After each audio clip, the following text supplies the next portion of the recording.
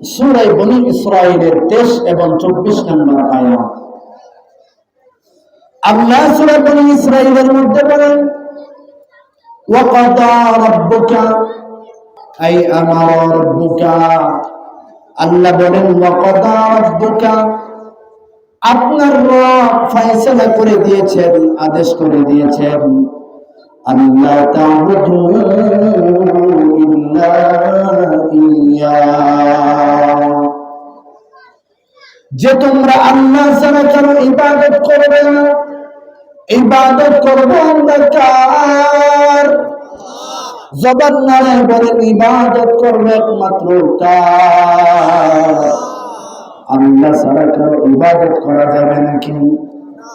হযরত আদম আলাইহিস সালাম থেকে নিয়ে আখিরি জামানার পয়গম্বর হযরতে মুহাম্মদুর রাসূলুল্লাহ সাল্লাল্লাহু আলাইহি ওয়াসাল্লাম পর্যন্ত সমস্ত নবীদের মূল মিশন ছিল এটাই, যে কওমদেরকে দাওয়াত দাও যে তোমরা তাওহীদ, এক আল্লাহর ইবাদত করো, আল্লাহকে এক মানো, এবং আল্লাহ ছাড়া কারো ইবাদত করা যাবে না।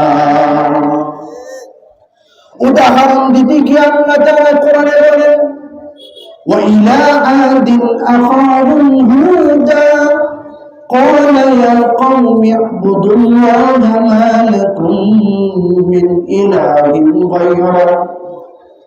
আল্লাহ বলেন হুদ আলাইহিস সালামকে আদ জাতির নিকট প্রেরণ করলাম, তার কওমকে দাওয়াত দিলেন তোমরা আল্লাহর ইবাদত করো। আল্লাহ ভিন্ন আয়াতে বলেন ওয়া ইলা মাদিয়ানা আখাহুম শুআইবা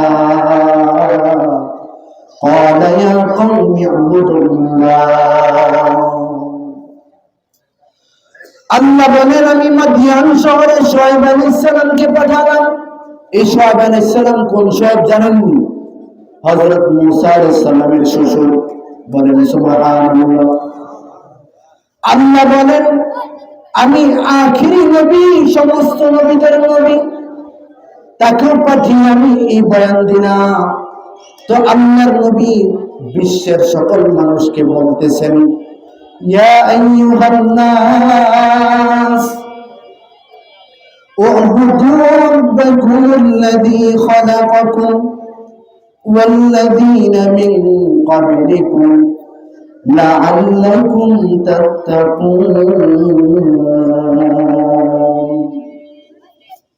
বিশ্বনবী হযরতে মুহাম্মদুর রাসূলুল্লাহ সাল্লাল্লাহু আলাইহি ওয়াসাল্লাম বললেন, হে দুনিয়ার মানুষ, তোমরা তোমাদের রবের ইবাদত করো, আল্লাযী খালাকাকুম, যিনি তোমাদেরকে সৃষ্টি করেছেন।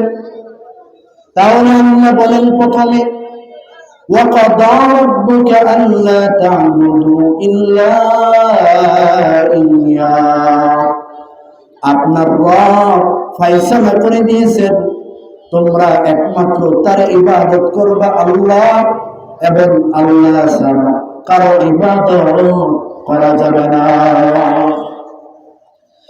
এর মানুষ কেন আল্লাহর ইবাদত করবে না?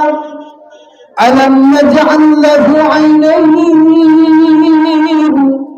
ওয়া লিসানান ওয়া শাফাতাইন, তুমি যে চক্ষু দিয়া এত বিশাল বড় আসমান দেখো, এই চোখটা কে দিয়েছে? এই জিহ্বা দিয়া 40 বছর এই জিহ্বা দিয়া কত নিয়ামতের স্বাদ তুমি ভোগ করেছো। তাহলে তুমি আল্লাহ ছাড়া কেন তুমি অন্যদিকে দৌড়াও? এর দুনিয়ার মানুষ তোরা কেউ না কেউ চিনলি না রে মানুষ। আজকে দুনিয়ার একটা মানুষের সঙ্গে দুশ্মনী করে দেয়, সে তোর সঙ্গে কিভাবে দুশ্মনী করে, কিন্তু 30 বছর 40 বছর কত গুনাহ করেছে। এই গুনাহ করার পর আমার আল্লাহকে যদি রহমান বলে ডাক দাও, আল্লাহ বলেন রহমান বলে ডাক দেওয়ার সাথে সাথে আমি তোর জিন্দেগীর সব গুনাহগুলো মাফ করে দেব।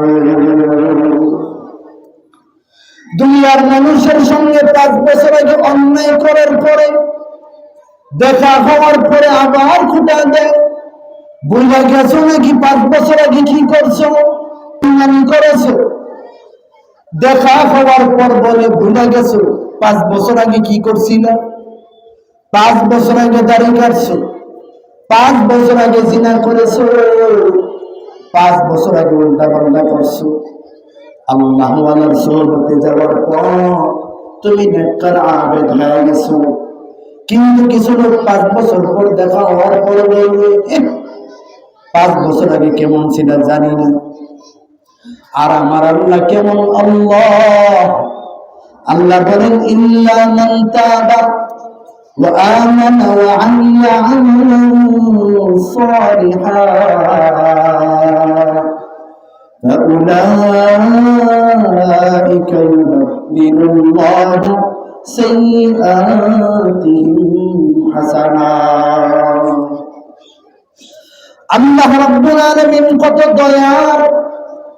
আল্লাহ বলেন বান্দা 40 বছর গুনাহ করছো, এরপরে যদি পরিশুদ্ধভাবে ঈমান আনো, তওবা করো, আমি আল্লাহ তোমাকে এমন ভাবে মাফ করে দিব, ওই পূর্বের গুনাহগুলোকেও আমি নেক বানায় দিব। ওই আল্লাহর ইবাদত করবো না তো কার ইবাদত করবো? আল্লাহর ইবাদতের ঘোষণা দেওয়ার পর আল্লাহ বলেন ওয়াবিওয়ালিদাইনি ইহসানা, পিতা মাতার ইহসান করো, পিতা মাতার সঙ্গে ভালো ব্যবহার করো। লম্বা কথার কোনো সুযোগ নেই। আল্লাহ বলেন ইম্মা ইয়াবলুগান্না ইনদাকাল কিবারা আহাদুহুমা, তোমার জীবদ্দশায় আব্বা আম্মার একজন যদি বার্ধক্য মুছে যায়, আও কিলাহুমা, কিংবা উভয়জন বার্ধক্য উপনীত হয়, ফালা তাকুল লাহুমা উফিন, তুমি তাদের সঙ্গে উফ শব্দ বলবা না। অর্থাৎ কোন আদেশ করার পরে বিরক্ত বোধ এটা তুমি দেখাবে না। ওয়ালা তানহারহুমা, দমন সুরে কথা বলবে না। হাসিয়ার মধ্যে ইবনে মুসাইয়িব বলেন, তো সন্তান বাবা মার সঙ্গে কিভাবে কথা বলবে? বলে একজন গোলাম তার মনিবের সঙ্গে যেভাবে কথা বলে। এরপর আল্লাহ বলেন ওয়াকুল লাহুম কাওলান কারীমা, বাবা মার সঙ্গে সম্মান দিয়ে কথা বলো। এরপর আল্লাহ বলেন ওয়াকফিদ লাহুমা জানাহা যুল্লি মিনার রাহমা, এবং বিনয়ী জানা মা বাবার সামনে বিছিয়ে দাও। এরপর আল্লাহ বলেন ওয়াকুল রাব্বিরহামহুমা কামা রাব্বায়ানি সগীরা, এবং আব্বা আম্মার জন্য এই দোয়াটা করো। পারবেন ইনশাআল্লাহ। আল্লাহর নবী বলেন নিদর রব্বি ফি রিদাল ওয়ালিদি, আল্লাহর সন্তুষ্টি রয়েছে বাবা মার সন্তুষ্টির মধ্যে। ওয়া সাখাতুর রব্বি ফি সাখাতিল ওয়ালিদি, এবং আল্লাহর রাগ ক্রোধ সব রয়েছে বাবা মার অসন্তুষ্টির মধ্যে। তার মানে আব্বা আম্মা খুশি তো আমার আল্লাহ খুশি। আব্বা আম্মার দোয়া ডাইরেক্ট কবুল হয়ে যাবে। মুহাম্মদ বুখারী রাহমাতুল্লাহি আলাইহি ছোট বয়সে বাবা মারা যায়, তো ইসমাইল বুখারীর আম্মাকে ওসিয়ত করে যে আমার সন্তানকে আলেম বানাবা। এই ঘটনা বলে আমার আলোচনা শেষ। এটার দ্বারা কি বুঝাইতে চাই? যে আব্বা আম্মার দোয়া ডাইরেক্ট কবুল হয়ে যায়। যদি সে দোয়া করে সন্তানের জন্য, এই দোয়া কবুল হয়ে যায়। যদি বদদোয়া করে, তো এই বদদোয়াটাও ডাইরেক্ট কবুল হয়ে যায়। বুখারীর আম্মা রাতে তাহাজ্জুদের সিজদায় পড়ে কান্না করে বলে মালিক, আমার সন্তানের চোখ দৃষ্টি চলে গেছে, দৃষ্টি যদি ফিরে না পায় সে কিভাবে আলেম হবে? চোখের পানি ফেলে ফেলে দোয়া করে। হঠাৎ বুখারীর মা কান্না করতে করতে এক পর্যায়ে ঘুমিয়ে পড়লেন। ঘুমের মধ্যে ইব্রাহিম খলিল তিনি স্বপ্নের মধ্যে এসে দাঁড়িয়ে বলে, মা বিকাসরতি দোয়াই কি, তোমার এই দোয়ার কারণে তোমার সন্তানের দৃষ্টি আল্লাহ ফিরিয়ে দিয়েছেন। হে যুবক, কে কে বাপ মার মনে কষ্ট নিয়েছো, এখনো সময় আছে আব্বা আম্মার কাছে ক্ষমা চাও।